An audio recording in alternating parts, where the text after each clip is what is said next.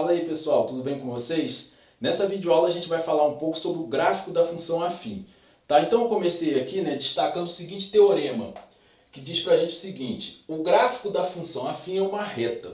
Tá? Eu coloquei isso aqui como um teorema, por quê? Porque a gente consegue demonstrar isso matematicamente, beleza? Então o cara dá uma função afim para você, você já tem que ter na sua mente que o gráfico é o quê? É uma reta, beleza? Eu botei aqui também como importante o seguinte, que em y igual a f de x igual a x mais b, com a e b pertencente aos reais e o a diferente de zero, temos.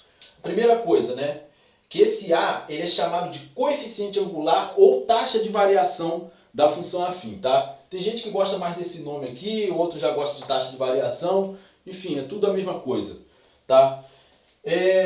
Uma coisa que cabe observar sobre esse A é o seguinte, que ele é o valor da tangente do ângulo que a reta forma com o eixo X, tá certo? Então, se você souber quem é esse ângulo, o ângulo que a reta forma com o eixo X, o valor de A vai estar determinado desde que você saiba calcular a tangente desse ângulo. Eu vou dizer depois o que é a tangente de um ângulo, beleza? Esse valor de B, ele recebe um nome, Esse nome é coeficiente linear. E ele é justamente o valor onde a reta vai cortar o eixo Y. Isso é importante a gente saber porque ajuda na hora de esboçar gráfico, tá certo? Eu coloquei essas duas figuras aqui porque elas ilustram bastante a situação que eu acabei de falar. Tá? Então veja bem, na primeira figura aqui você tem uma reta desse jeito. Aqui nesse caso aqui, a função f é uma função crescente, por isso que eu coloquei a reta assim. Tá? Você tem aqui o ângulo alfa, que é formado entre a reta e o eixo x, o ângulo alfa. O valor de A vai ser a tangente desse ângulo, tá? E o B cortando o eixo y, é onde corta o eixo y. Tá? Para quem não lembra, o que é a tangente de um ângulo, você tem o seguinte: quando você tem um triângulo retângulo, você considera um ângulo agudo aqui. Se você olhar para esse ângulo aqui, você tem esse cara aqui que é um cateto e a gente chama de cateto oposto ao ângulo alfa. Esse outro cara aqui é o chamado cateto adjacente ao ângulo alfa. Então, se eu quiser calcular a tangente desse ângulo alfa, o que eu faço? Do ângulo agudo, no triângulo retângulo, eu faço cateto oposto pelo cateto adjacente e eu vou obter, eu vou dividir o cateto oposto pelo cateto adjacente. Isso vai me dar um número, esse número é a tangente de alfa. Tá? Isso no caso quando o alfa é agudo, tá certo? Agora, nessa segunda situação que eu coloquei aqui, você tem a reta desse jeito aqui. Nesse caso aqui, a função f é uma função decrescente, por isso que a reta está desenhada assim. Eu vou explicar esse lance de crescente e decrescente na observação. Tá? Você veja que a reta corta o eixo y aqui no B, conforme eu falei acima para vocês. Você tem aqui o ângulo alfa, que é formado entre a reta e o eixo x. Esse ângulo alfa é um ângulo obtuso, para quem não lembra, um ângulo maior do que 90. E aí, para calcular a tangente desse ângulo, eu teria que saber um pouco mais de trigonometria. Mas também eu posso fugir disso calculando a tangente do suplemento do ângulo. Eu calculo a tangente desse ângulo que está aqui. Tá? Se eu calcular a tangente desse ângulo aqui, o valor de A vai ser o quê? Menos a tangente desse ângulo aqui. Tá? Então aqui você teria 180 menos esse alfa, e o valor de A é igual a menos a tangente de 180 menos esse alfa. Tá bom? Então, funciona. Isso daqui é a mesma coisa. Beleza? Isso é só uma observação, Eu tenho uma segunda observação aqui que é a seguinte: se o A for maior que zero, a gente diz que f é uma função crescente. Tá? Então você vê aqui para cada valor de x, à medida que x vai aumentando, f de x também vai aumentando. Então nesse caso a função é crescente. Nesse caso aqui o A é maior que zero. No caso que A é menor que zero, você tem que a f é decrescente. Ou seja, à medida que os valores de x aumentam, os valores de y vão diminuindo. Então a tangente aqui no caso é menor do que zero, porque a f é decrescente. Beleza? Agora, para a gente poder exercitar um pouco, a gente vai fazer um exercício que é justamente como que a gente pode construir ou esboçar o gráfico de uma função afim. Então, pessoal, esse exercício que eu trouxe para poder compartilhar com vocês, ele diz o seguinte, ó, esboce o gráfico das funções e diga se a função é crescente ou decrescente.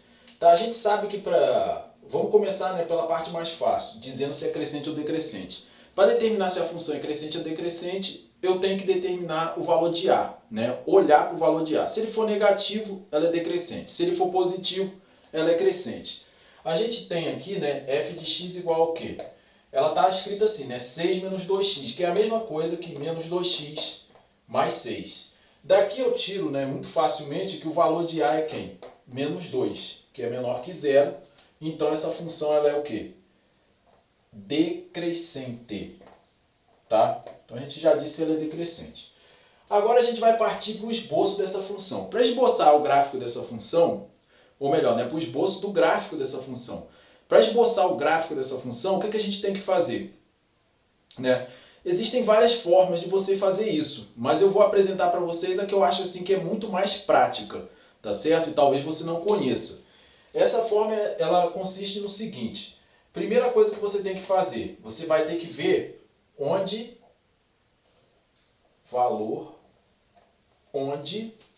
a reta ou o gráfico corta o eixo Y. E a gente sabe, pelo que eu acabei de explicar para vocês, que esse valor é o valor de B. E o valor de B, olhando para essa função, a gente sabe que é 6. Isso me dá o seguinte, que ela vai cortar, né, o eixo Y no ponto de coordenadas o quê? 0, x igual a 0, y igual a 6. Tá certo? Então tem esse primeiro ponto aqui. Tá claro? Esse ponto é que eu vou marcar lá no plano cartesiano. Depois disso, eu vou ver o valor onde a reta ou o gráfico corta o eixo x. Tá? Esse valor aqui é justamente na raiz da função. Tá?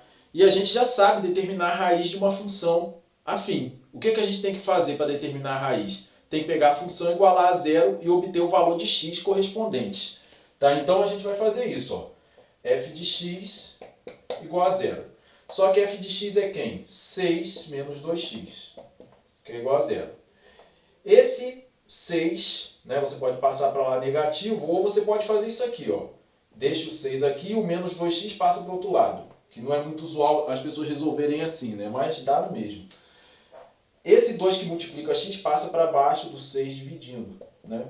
E aí eu fico com x sozinho aqui.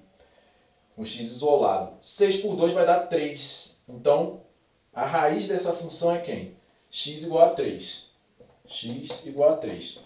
Isso me diz que a reta vai cortar o eixo x no ponto de coordenadas. X igual a 3 e y igual a 0. Tá claro? Então, no primeiro passo, você determina o valor onde corta o eixo y. Onde a reta corta o eixo y. No segundo passo, o valor onde a reta corta o eixo x, que é justamente lá na raiz.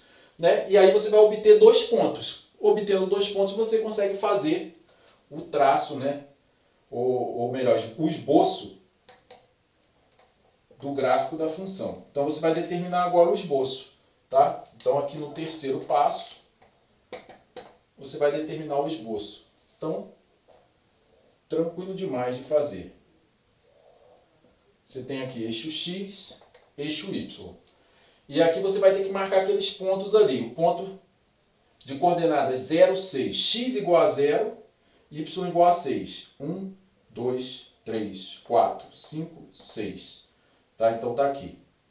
Esse pontinho aqui. X igual a 6.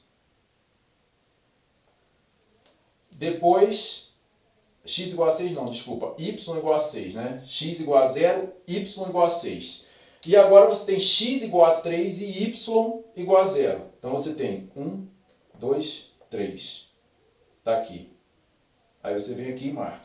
Então esse ponto aqui ele possui coordenadas 0, 6. E esse ponto aqui possui coordenadas 3 e 0. Beleza? Né? Agora é só você fazer o esboço do seu gráfico. Então você vai ficar com uma coisa assim, ó.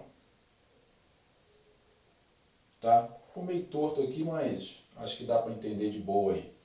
Esse daqui é o gráfico da F, tá? Do item A. Beleza? Então, né, o procedimento padrão é esse daí. Tá bem tranquilo de fazer, não tem nada assim de muito complicado não. Tá? O item B eu vou deixar para você como exercício. Então você pode utilizar esse método, né, para poder esboçar. Se você conhece algum outro método, também está valendo. Esboça do jeito que você está acostumado. O importante é sair o esboço, tá bom? Então, pessoal, espero que vocês tenham gostado da nossa videoaula, tá? Tudo de bom para vocês, né? Que Deus abençoe assim grandemente a vida de vocês. Valeu!